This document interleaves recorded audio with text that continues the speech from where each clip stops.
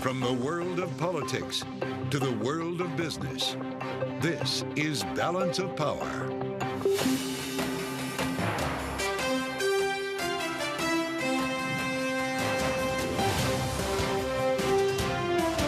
Live from Washington, D.C.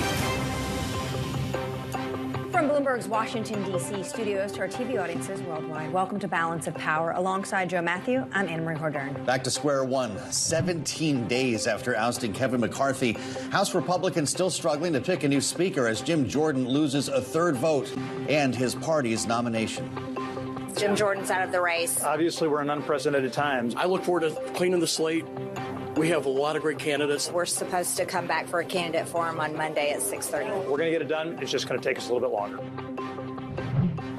Plus, Joe Biden asking Congress for $100 billion in emergency funds for Israel, Ukraine, and the U.S.-Mexico border. The president appealing directly to Americans in a primetime address from the Oval Office.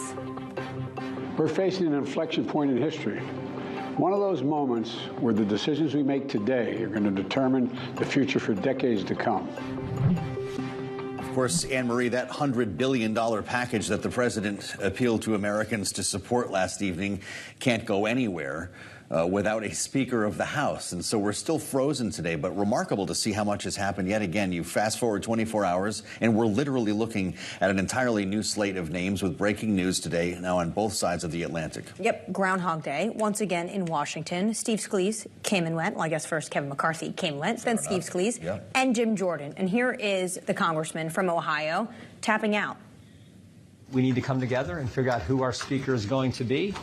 I'm going to work as hard as I can to help that individual so that we can go help the American people. It's important we do unite. Let's figure out who that individual is, get behind him. And joining us now around the table to get into this, Bloomberg's Megan Scully and Kayleigh Lyons. Great to see you both. I know you've both had eyes on Capitol Hill, and you spent hours up there today, Kayleigh. It's amazing how quickly these have happened. They did go for a third vote today. Jim Jordan failed by the widest margin yet, and apparently that was too much for anyone to stomach. Yeah, 3 additional Republican members decided they did not want to vote for Jim Jordan today, so 25 were against him. They decided to go back into conference, and in that conference meeting, the Republicans essentially voted him out as nominee. Now it's going to be a question of what happens going forward. And there is just a growing list of names here, some more familiar perhaps than others. But there could be a lot of hats tossed into the ring by the time lawmakers come back to town on Monday evening. So, Anne-Marie, we have another candidates forum set for Monday, and then we go back with voting. We said back to square one. We meant it. Yeah, and I still think the question remains who can get to 217. Absolutely. Megan, anyone on that list we just saw, that list that's growing? It's growing. I know former Speaker McCarthy's coming out and backing Congressman Emmer. Byron Donalds throwing his hat in the mix. I mean, at this point, if you have any aspiration to maybe be Speaker, now would be the moment to potentially say and raise your hand and say, maybe I can get to 217. But look at this. Yeah, 9 people now. I think that McCarthy's backing gets Emmer, sort of a perhaps to a majority during this candidate forum and the ensuing vote. I'm not sure it gets him to 217. Remember, he actually voted on January 7th, 2021 to approve the election results. So he is not liked by the Trump wing of the party. So within 24 hours, Joe, we've literally gone from someone who's a Trump loyalist to someone who certified the election results. Yeah. That's the problem with the Republican Trump Party. loyalist who They're helped completely try to overturn divided. the results in Jim Jordan, something that we talked about a lot. I'll tell you, we heard from Hakeem Jeffries today as well. A lot of folks are pointing to the Democratic leader for maybe some help on the way forward here, and he keeps pointing back to the Republican conference. Listen. House Democrats have repeatedly made clear we want to find a bipartisan path forward.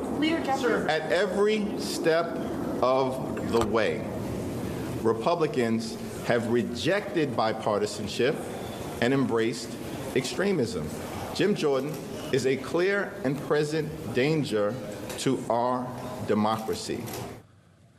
Which reminds us of a whole other idea. Around this time yesterday, we were talking about Patrick McHenry being empowered as a temporary speaker, and that got blown out of the water as well. So, Kayleigh, I don't know where we are. Yeah, I guess it's still not out of the question that those kind of resolutions that would give McHenry more power, Speaker Pro Tem, get revived if we find ourselves in this same position, say, next Friday. But a number of members who were speaking to reporters at the Hill earlier today suggested that if McHenry wants more power, he should just run for Speaker, because they don't think necessarily it is constitutionally sound to be giving the Speaker Pro Tem that kind of ability to conduct legislative business. And I would note Patrick McHenry is decidedly not one of the individuals who have formally tossed their hat into the ring at this point. Right, but Terry Haynes actually said to all three of us yesterday that Patrick McHenry does have those powers right now. But obviously, this is becoming very political. Kayleigh mentioned talking to all these congressmen and women up on the Hill. She spoke to Matt Gaetz.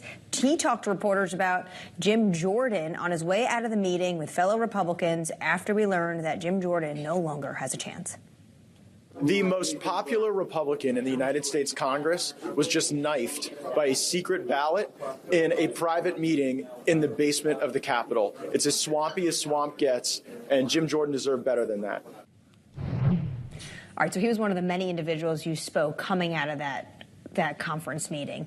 But aren't they all blaming Matt Gaetz for really being the ringleader that put them in this exact position? They are. And what's interesting is after that third vote failed, Matt Gaetz came out along with Bob Good, Tim Burchett, some of these other members of the eight, if you will, who decided they wanted to oust Speaker McCarthy. And they came out and said, hey, look, censure us, sanction us, kick us out of the Republican conference. If that's what it takes to get Jim Jordan elected Speaker, if you want a chunk of our flesh, go ahead and do that. They actually penned a letter to their colleagues that essentially said that. Nancy Mace was in the mix there as well. And yet Jim Jordan is very much not going to be Speaker of the House at this point. So I'm not really sure how far that effort went. Well, so Megan, I don't know. Help us out here. It's pretty difficult to understand where we're going. The government's supposed to shut down, set to shut down in less than a month.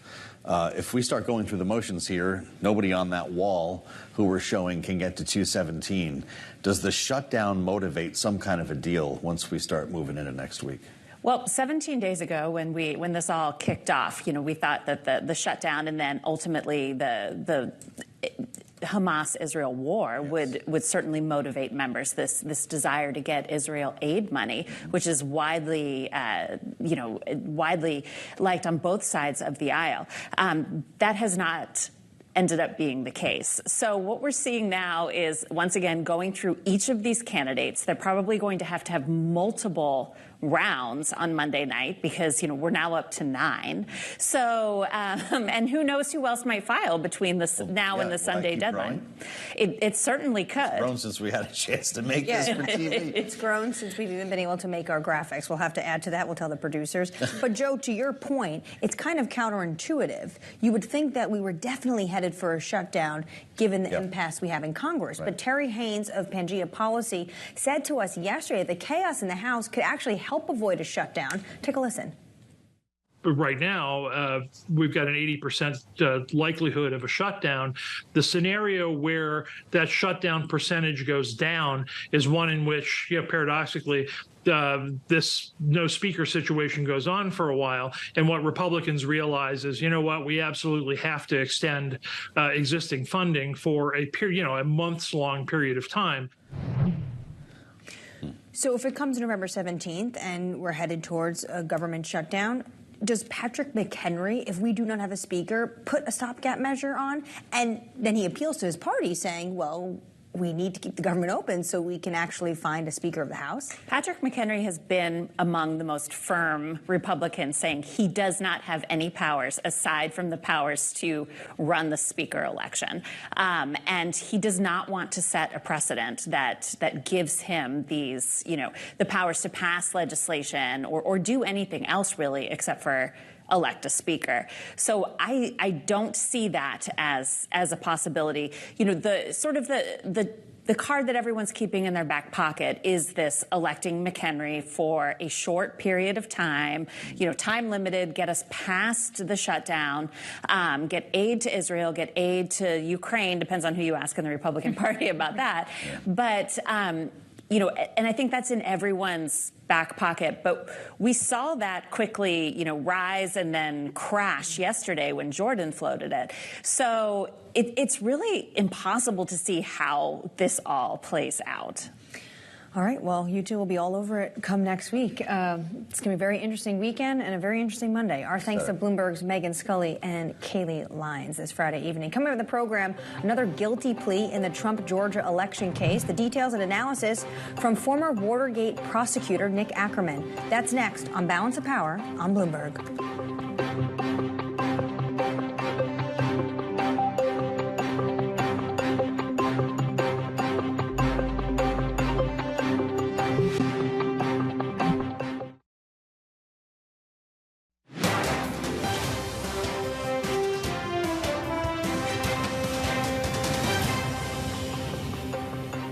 Another major guilty plea in the Georgia voting case against former President Donald Trump. Kenneth Chesbrough, an attorney who may directly tie the former president to efforts to overturn the 2020 election, became the third of the 19 defendants to plead guilty. Let's discuss with former Assistant U.S. Attorney and Special Watergate Prosecutor Nick Akerman. Thank you so much for joining us this evening. There's really a lot to talk to in this ongoing legal trouble for the former president. But when it comes to this latest guilty plea from Mr. Chesbrough, how difficult is this going to be for the former president? Oh, it's getting more and more difficult as we go along. You've got two people, one, Mr. Chesbrough, who is really the architect of this whole plan to try and keep Donald Trump in power through these fake electors, and by trying to get former Vice President Pence to accept these fake electors in place of the Biden electors. This is extremely important. And then you tie it in with Sidney Powell, who has also pled guilty yesterday and is going to testify. You put those two together where she was in very key meetings with Rudy Giuliani, with Donald Trump on December 18th, where they were trying to get the government or the military to impound all the voting machines, where instead she just decided to go out and do it the old-fashioned way and steal them, which she did in Coffee County by basically stealing all the data for the Georgia election in 2020. So these are extremely important. They also have a spillover effect on the federal case against Donald Trump in Washington, D.C. Both of these people are named in that indictment as unindicted co-conspirators. And if I were the defense lawyer representing either one of them, I'd be running down to see Jack Smith and playing Let's Make a Deal. So they're likely going to testify there as well. Let's talk about making a deal. And I guess we can assume, I'm glad you mentioned Sidney Powell, Mr. Akerman, because I guess this really wasn't Hugo Chavez after all, now that she's pleading guilty. Surprise. With that said, though, what's the conversation that's underway right now between prosecutors and these two, I guess, three individuals to turn them against Donald Trump and help make this case? Well, I think the process here, at least as to two of these individuals, Chesbrough and Sidney Powell, was that they were about to start trial tomorrow. Today, actually, jury selection started today. And if they were convicted, they would be looking at extremely serious time. If convicted on the RICO count, that carries with it a maximum of 20 years in prison. So I think they did the wise thing. They decided to play Let's Make a Deal. They both got essentially no prison time. Sidney Powell pled guilty to 5 misdemeanors. Chesbrough pled guilty to a felony. But even with that, they both have avoided jail time. And clearly what happens in these kinds of cases is that the first people in the door usually get the best deals. And that's what happened here. They knew that the train was leaving the station and it was time to get on board. Wow. You cut your teeth investigating the Watergate trial, the conspiracy. Will we see more defendants jump in and want to make a deal? Like, what kind of number do you think we could see at the end of this? Oh, I think you're going to see many of these defendants in the Georgia case jump in and make a deal. You've got a whole series of people now that are really staring down impossible evidence. The people that have been indicted as the fake electors, Chesbrough is going to testify against them. All the people that certainly were indicted with respect to the theft of the election data in Coffee County.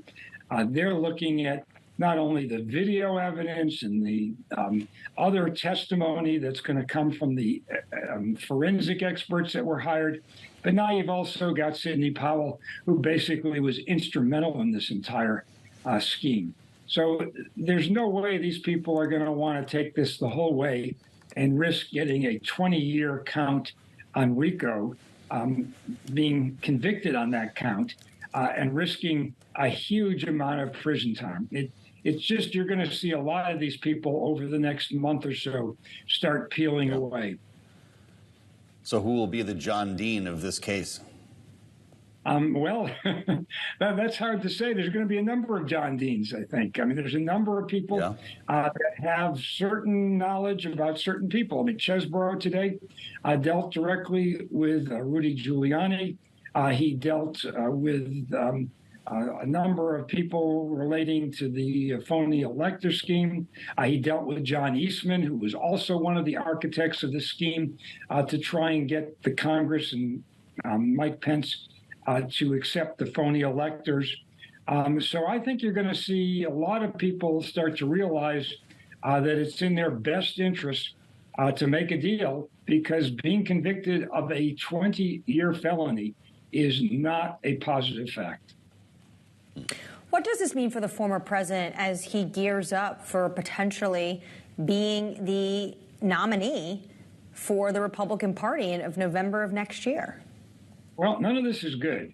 You're going to have a trial going forward in the District of Columbia in March of this coming year.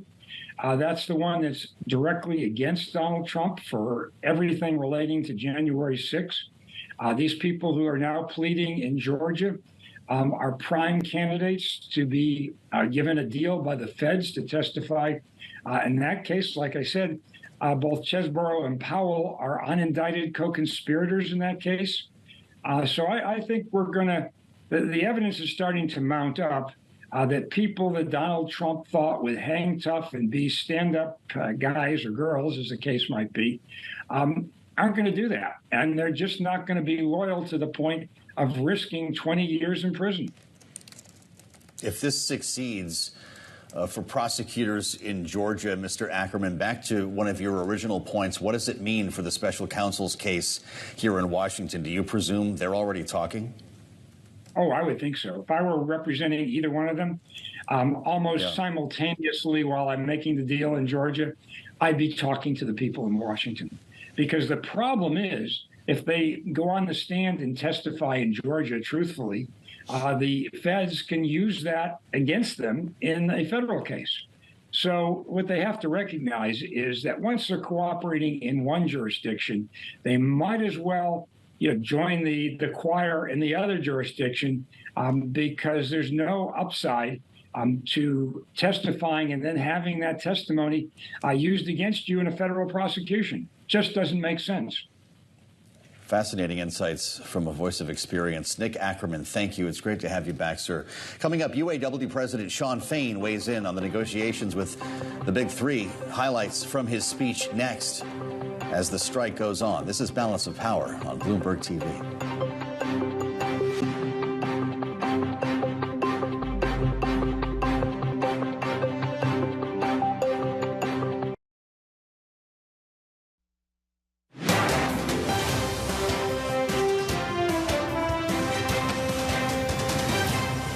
Bottom line is we've got cards left to play, and they've got money left to spend. That's the hardest part of a strike. Right before a deal is when there is the most aggressive push for that last mile. UAW President Shawn Fain giving an update on the union's progress with automakers a bit earlier today, announcing no new plans to expand the strike. That continues. We bring in Bloomberg Detroit Bureau Chief David Welch. I know it's been a busy day for you, David. Thanks for being here. He made pretty clear that the automakers are getting closer, but they're not close enough. The language that he used today, we've got cards left to play and they've got money left to spend. Are we anywhere closer to a deal? That's right. Look, the good news is for these companies, he didn't add to the strike. And he is indicating that they're pretty close here. They're close to the finish line. But then it comes with a warning that they, and also, by the way, telling his troops to be prepared to walk out at more plants if they need to do that to get some final things to get this deal over the finish line. So yeah, he's looking for more that more money that they have to spend it, and he's probably looking at it in the way of better pensions and 401k benefits for workers, some added money for existing retirees. We reported earlier today exclusively that the union wants 25%. All three companies are at 23% raises right now. So those are some of the money items on the table that he wants. And then there's more that he wants from General Motors and Stellantis on how quickly temporary workers go from being temps to full-time status where they get paid more. So none of these are insurmountable, but the companies are frustrated here. They feel like they put great offers on the table, and I do think we're going to have a standoff in the next week to see if Fain can get some of that extra money or if the companies just say, hey, take it or leave it without moving too much more. So it does feel like the gap is starting to narrow, but Shawn Fain said today he's not backing down. We've looked at the company's proposals. We've costed their offer. And in my opinion, and in the opinion of the vice presidents, and in the opinion of your national negotiators, there is more to be won. He also said we've got cards left to play, they got money left to spend. So, David, you've covered this so intricately. What kind of timeline do you think we can really expect? These things always take more time than everybody expects. That's true with union deals. It's true with mergers and acquisitions. Whenever anyone asks me how quickly can this get done, if someone says 2 days, it's usually 2 weeks. I could see it being 2 weeks. I could see them bargaining here, and then if Shawn Fain feels they need to walk out at another plant or two, and even if he does that in the middle of next week, he's going to let that run for a few days at least, maybe a week, for the companies to feel the pain and start to see inventory go down and start to take a bit of a profit hit, adding on top of what they've already lost from these different specialized strikes. So, look, this could be 2 more weeks. It's not many weeks. It's not months. It's a shorter period of time, but again, when you get down to the end here and somebody throws in something that they've got to have, and the other side thinks there's a deal, there's frustration, and you could end up having a strike and some more time before they actually get a tentative agreement. And then, by the way, once they get a tentative agreement, it's weeks to ratify it, so the workers could be out quite a while longer. Yeah, once the lawyers come in, David, I believe you said earlier on Bloomberg, then that actually can make this a much longer process. Thank you so much for joining us this Friday evening. Bloomberg's David Welch from Detroit there. Coming up in the program, Aaron David Miller joins us to discuss the hostage negotiations with Hamas and the United States, the push to delay Israel's incursion of Gaza to get those individuals out. This is Balance of Power on Bloomberg TV.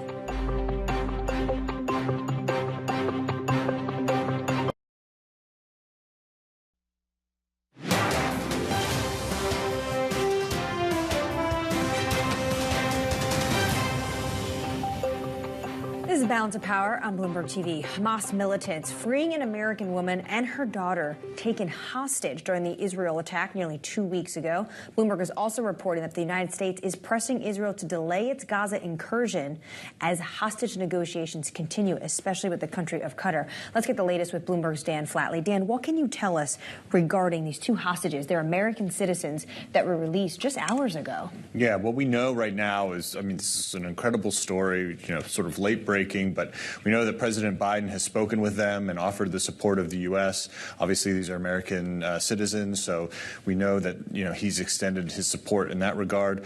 And as things move forward and we see whether there'll be a ground incursion and when that will happen, we know that from our reporting, there is some pressure from the U.S. to see the release of a few more of these hostages, basically, before that occurs. Let's talk about that, because there is an overture here for Israel to delay things. Now that we see 2 released, is there reason to believe that there's momentum on more? I think that probably follows. It makes sense, but it's still going to be very difficult to, I don't know what the circumstances are behind the release of these 2, but you have to imagine that it was very precarious up to the moment when they landed in the hands of the International Red Cross, and whether that can be replicated for close to 200, as we understand it, hostages remains to be seen. What kind of pressure is the U.S. exerting on the Netanyahu government? I think we'll see some senators obviously going to the region today. They're in Saudi Arabia. They were there earlier. There's a lot of travel, and obviously President Biden had his speech last night where he was talking about this. The pressure is basically like, look, we can help you, but we need to do this in a considered manner, and we need to make sure that there's a plan. And I think that that's probably the message that they're sending. So they're keeping movement on the ground with Governor Hochul, Governor Newsom, senators, leaders. Exactly. Because that's a bad look, Joe, right? If an incursion starts while there's a prominent individual there for the United States. Yeah, though we've been told that could, in fact, happen. Dan, thanks for joining and great reporting. Bloomberg's Dan Flatley, we thank you as we now add the voice of Aaron David Miller, former State Department analyst and senior fellow at the Carnegie Endowment think tank. It's great to have you back, sir. I wonder your thoughts on this. The White House is urging delay in a ground invasion while more hostages could be rescued. Will Israel listen? First of all, I'm not sure. I don't know where that's coming from. I just heard John Kirby. They asked him the question, and Kirby was pretty clear. He's not going to intercede and pressure the Israelis with respect to the timing or the character of their ground campaign. I think the president had very frank conversations with the prime minister in Jerusalem. I think the president pushed the prime minister on, have you considered alternatives? What are the implications, the consequences? What about the day after? What's your plan? I do think that the release of these two hostages with no reciprocity on the part of the United States or Israel might create the hope that this would presage additional releases. But since the reasons for this hostage release, I'm speculating here, had to do with pressure on Hamas on one hand and propaganda, the propaganda value of what Hamas has now done, I'm not sure we can look forward to significant or major releases anytime soon. The Qataris, who played the key role in this, host the external leadership of Hamas in Doha.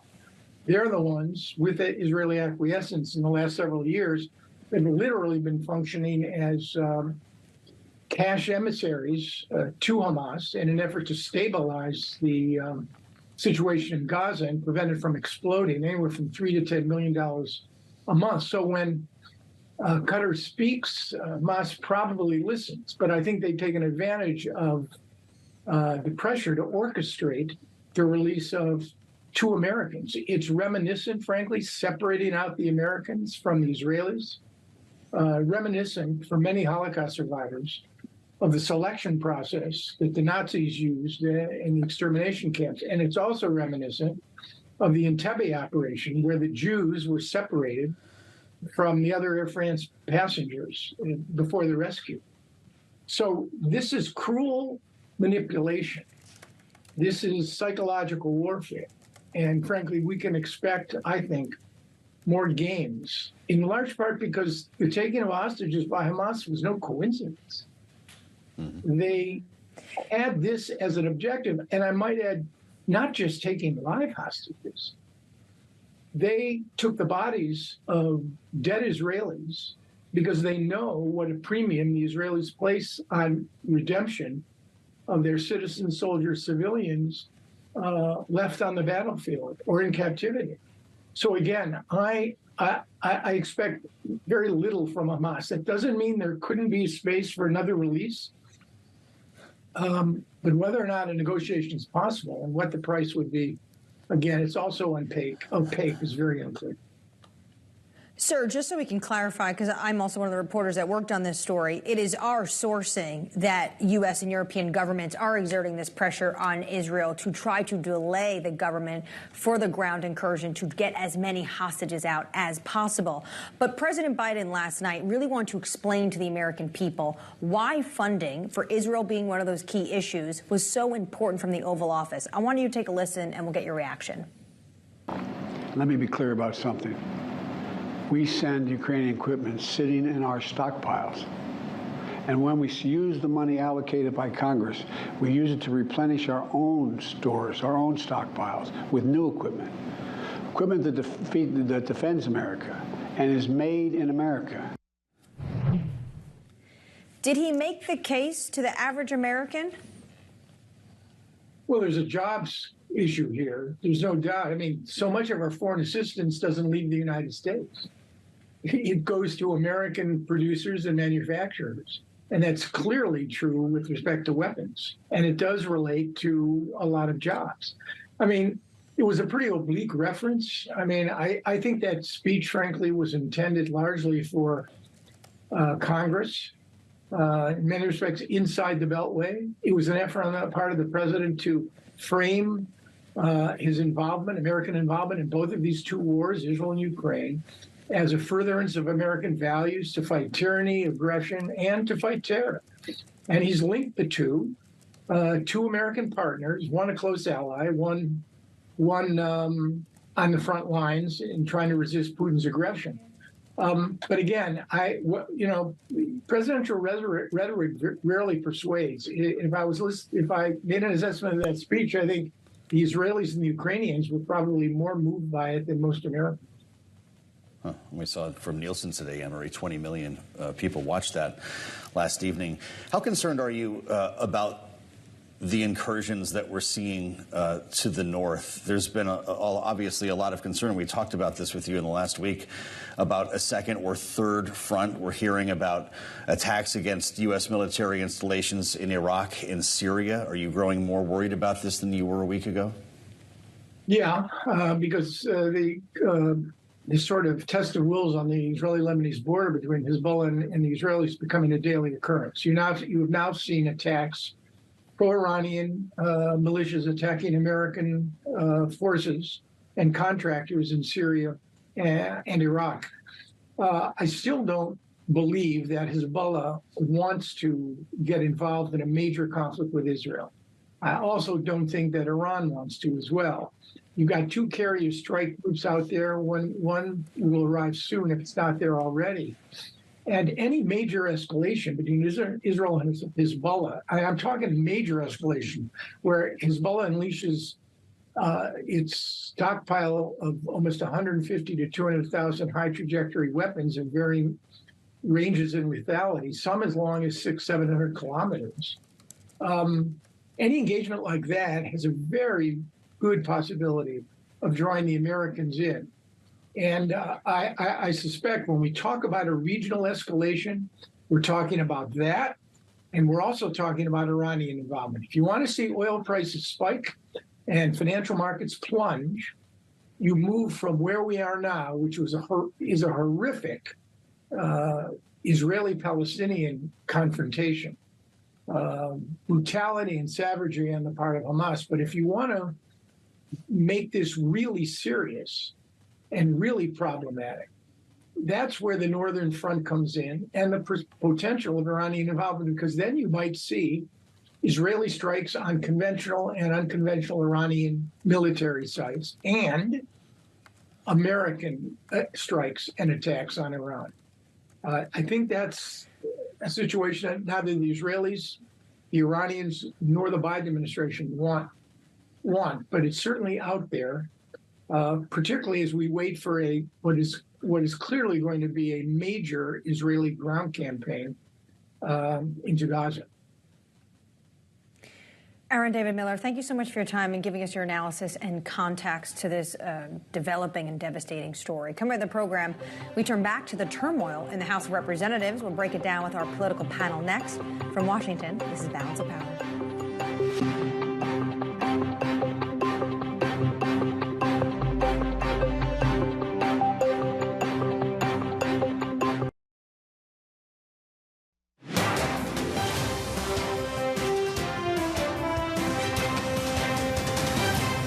Unfortunately, Jim is no longer going to be the nominee. We'll have to go back to the drawing board. Former House Speaker Kevin McCarthy sounding disappointed about Jim Jordan's failed bid to take the gavel. Here to discuss our political panel, Jeanne Zaino, political science professor at Iona University, and Rick Davis, partner at Stonecourt Capital.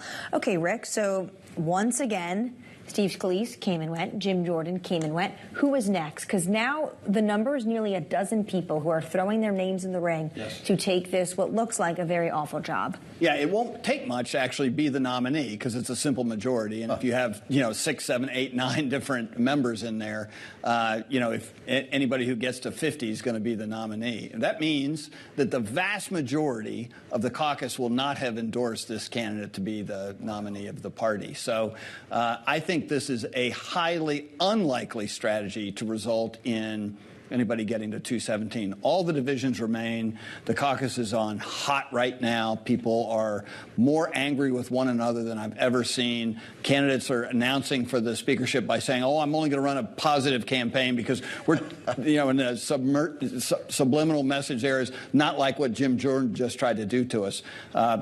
2 new members that I'm aware of today indicated they had death threats in their family, one of which was moving his family to his beach house to get him out of the way until the speaker's race is over. So these are the kinds of things that are happening underneath the fabric of this vote. And I don't see it anywhere near coming to a positive conclusion on the trajectory we're on. I mean, the only thing I can see headed down the street is that we get closer and closer to the government shutting down and more and more the need to fund Ukraine and Israel. And we just get into a bipartisan arrangement with the Democrats to get through the rest of this year and get these bills done. Wow. So everyone went home for the weekend because of all of this. Jeanne, I'm guessing Hakeem Jeffries is keeping the phone available for whatever phone call might come in this weekend, or I guess we have to get this out of our systems next week. Do you agree with Rick in the end game here that this is one that will have to include Democrats? That seems to be the only way to do this. And, this is what frustrates people so much. I mean, you haven't been able, we are on what day, 18, 19, you don't have a speaker, and you go home for the weekend? That's not how this works. They should be there. They should figure this out. They're not doing that. Jim Jordan, he tied Frederick Gillette from 1923 as the lowest vote getter in 100 years. And, Hakeem Jeffries will keep his phone by him, but we are going to have a bipartisan solution at this point, because you talk to anybody in that Republican caucus and they agree nobody is even close to that 217. The one option they had that they seemed to just throw away was turning to Patrick McHenry, keeping him as pro tem, extending his powers, and moving forward with the business of the people while they try to figure out a speaker. That's what they should do. Whether or not they'll do it is another question. Jeanne, we know Democrats had a lot of issues with Jim Jordan. This is a Trump loyalist, an election denier. But Tom Emmer, third-ranking official right now amongst the Republican House caucus, he's gaining a lot of momentum potentially, and this is someone who certified the election. Will there be Democrats, these problem solver caucuses, individuals, will they vote present or not show up so the House can get on to business if a name like Tom Emmer comes to the floor? I think it's really possible, Anne-Marie, particularly if the individual, in this case Tom Emmer, if he talks to Democrats and offers them something, say, I will support Ukraine and Israel funding, like the president's bill today is calling for. Some kind of deal with them where he has to give something. I mean, this is the legislature. This is politics. This idea, like Kevin McCarthy and Jim Jordan, that you're either going to take it or shut up is not any way to win support. So, yeah, I think they can get behind somebody like Emmer or a lot of other people in the Republican side if and when they are willing to deal and recognize we're asking for your support, and this is what we'll give you in return. Well, there are questions about longer-term damage that might be done here to the Republican brand in the House. Troy Nehls of Texas talked about how his party might pay a price for this come 2024. Here he is. This doesn't help us for 2024. It doesn't. It doesn't help us. If we lose this House, I will reflect, and I will go back to the days we've had over the last 2 weeks and say we did it to ourselves, folks. We did it to ourselves.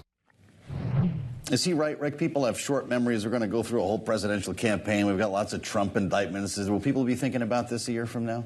are we going to have a speaker a year from now? All right, fair question. No, I think he raises a good point.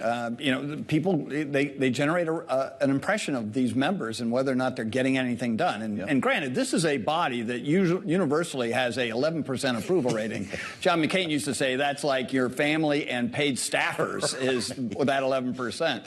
So it's not like they're held in high esteem by the public, but this isn't helping matters. And the difference is Republicans have always been able to depend upon the Democrats to look disorganized and non-functional. Now it's the Republican Party that looks that way, and I think that will shake a lot of voters' confidence in their members. And so, yeah, I think that that this could actually pay a very steep price come November of 24. Rick Davis and Jeanne Zaino will stick with us for more coming up on Balance of Power. Highlights from President Biden's primetime address on the war between Israel and Hamas and the outlook for 2024. That's all ahead on Balance of Power on Bloomberg TV.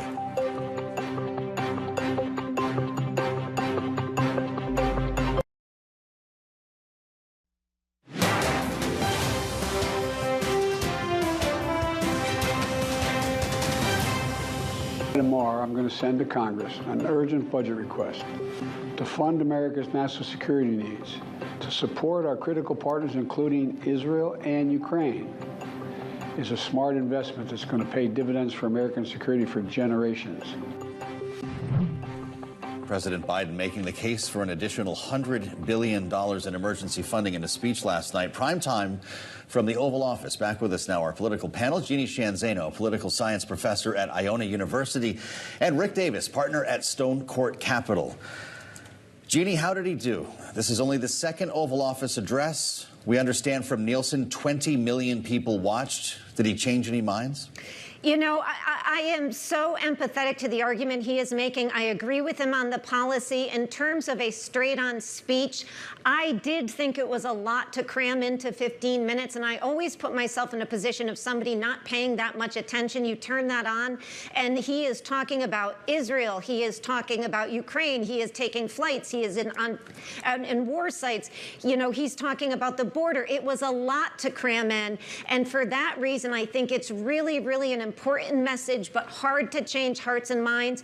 And by the way, when you look at the polls, $106 billion, he's right. But to sell that to people who feel like the economy is not doing well is a very difficult thing to do at this point. So I think it's a mixed bag in terms of his ability to impact people, because people do support Ukraine and Israel and the United States, but our role in those conflicts, monetarily and otherwise, that's a hard sell.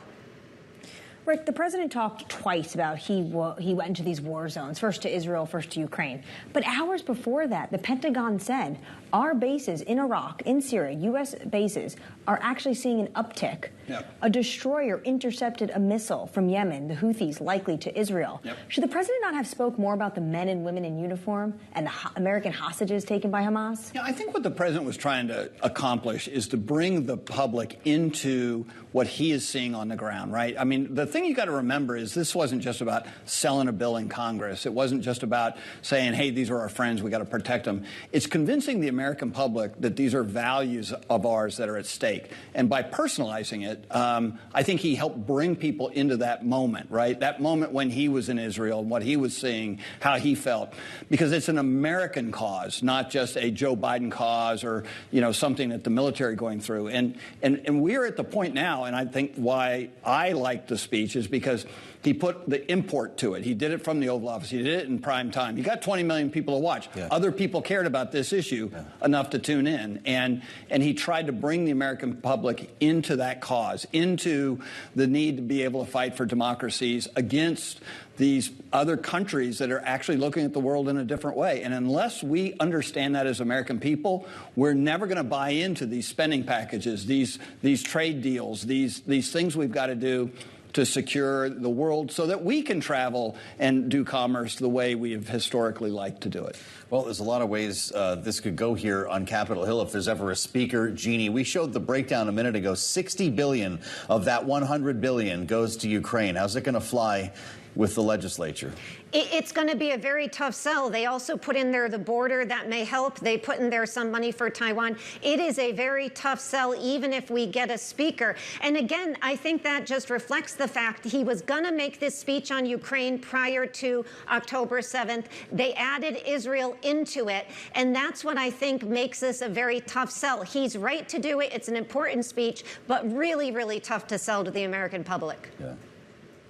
Jeanne Zaino, political science professor at Iona University, and Rick Davis, partner at Stonecourt Capital. Thank you both for joining us this Friday evening. Check out the Washington edition newsletter on the terminal and online. And Joe, you have till Sunday. Yes. Put your name in the ring. I will not stand for speaker. This is Bloomberg.